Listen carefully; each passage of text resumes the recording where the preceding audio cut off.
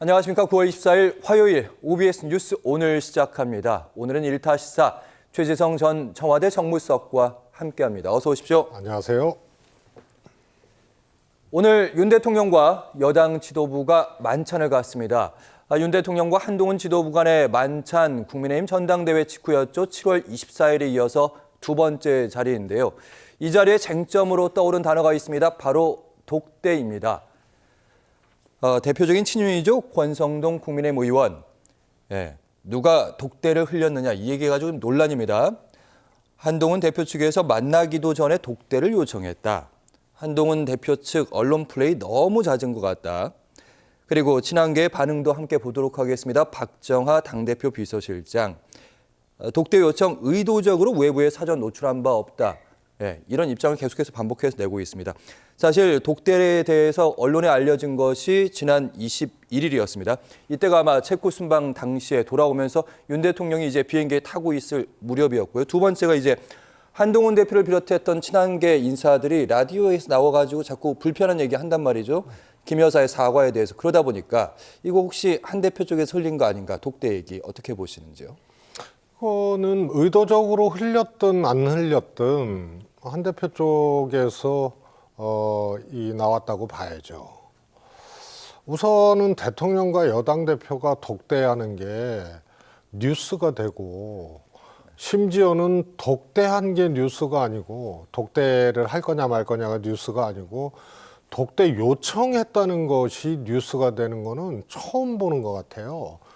그래서 뭐 이준석 의원은 한동훈 대표의 독대 요청 선언이라고 표현을 했습니다만, 어떻든 의도적으로 했든 안 했든 통상 대통령과 여당 대표가 만나는 거는 여당 대표가 직접 뭐 대통령실하고 얘기를 하든지 아니면 뭐 비서실장이 정무수석이나 비서실장한테 하든지 이래서 이제 통상 과정은 공개되지 않고, 그 다음에 만나기로 했다는 것을 뭐 하루 전이든 이틀 전이든 3일 전이든 그 안에 과정들은 비공개로 이루어지고 그 다음에 노출이 되는 건데, 이거는 독대를 요청했다는 기사가 나오는 거는 하여튼 저도 살면서 처음 보는 경우에 이 정도로 불신이 매우 깊다 이런 거고요.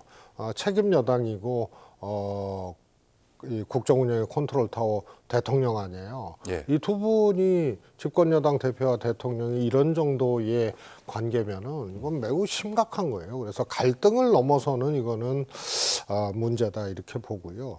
무슨 독배를 마시는 것도 아니고 독대를 둘러싸고 이렇게 요청 기사까지 공개돼서 나오는 거는 그거는 좀 제가 보기엔 1차적으로 저 개인적으로는 한동훈 대표의 이거는 플레이다 이렇게 보고 싶습니다. 그래서 대통령이 안 만나줄 것도 같고, 그런데 만나야 되는데 독대를 요청했다 이런 것은 직접 했던 한동훈 대표 쪽에서 했던 간에 그쪽에서 흘러나온 거고, 이거는 매우 저급한 그런 정치고요.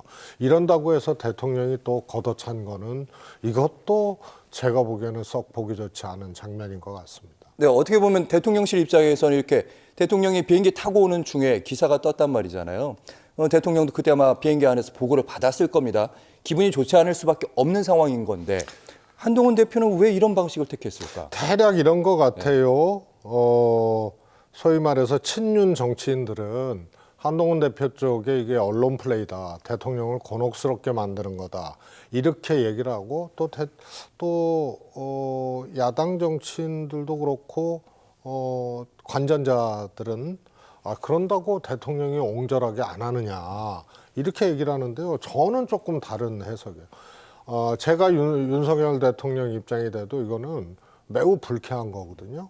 그래서 만나도 독대 요청했다는 기사 때문에 만난 것 같고, 그 다음에 안 만나면 또 옹졸하다는 소리를 듣고 무책임하다는 소리 듣고, 그래서 이거 흘러서 공개된 것 자체가, 요청 자체가 공개된 것이 윤 대통령 입장에서는 진짜 경로 중에 경로할 사안이라고 봐요. 그래서 이거는 저는 책임은 한동훈 대표한테 있는 게 아니냐 이렇게 보고 싶고요. 이게 왜 심각하냐 하면은 예. 지금까지 쭉 보세요. 좀 전에 말씀하셨지만 8월 24일 날 새 지도부 대통령이 만찬했단 말이에요. 예. 그런데 떨어진 사람, 붙은 사람 다 포함해 갖고 해가지고요.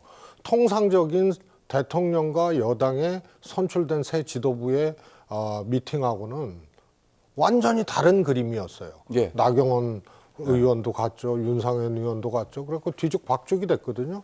이거는 대통령이 한동훈 쪽이나 새 지도부만 만나기 싫다는 그런 메시지로 해석이 되잖아요. 그 다음에 연찬회에 또 불참했잖아요. 그 다음에 만나기로 한 거 갑자기 급 취소했잖아요. 추석으로 위유로 미뤘다. 근데 추석 전에 예. 윤상현 의원이 소위 대통령하고 만찬 번개를 쳤다는 거 아니에요? 그렇죠. 그 대통령하고 만찬 번개 친 것도 이상하고 그걸 받아들인 대통령도 희한하고 그런데 거기에 또 한동훈 대표나 친한계 지도부는 빠졌단 말이에요. 그래서 제가 그때 그랬어요.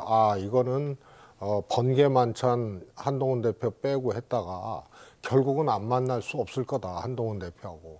그래서 이번에 지도부 만찬이 매우 늦게, 지도부 선출된 지가 언제예요? 예. 어거지로 이루어진 거예요. 울며 겨자 먹기로. 울며 겨자 먹기로 만찬도 잡았는데. 그런데 여기에 독대 요청을 했다는 기사가 공개되면서 예. 이게 더 꼬이게 된 거죠. 그럼 이 전 과정을 보면요. 지도부 상견례.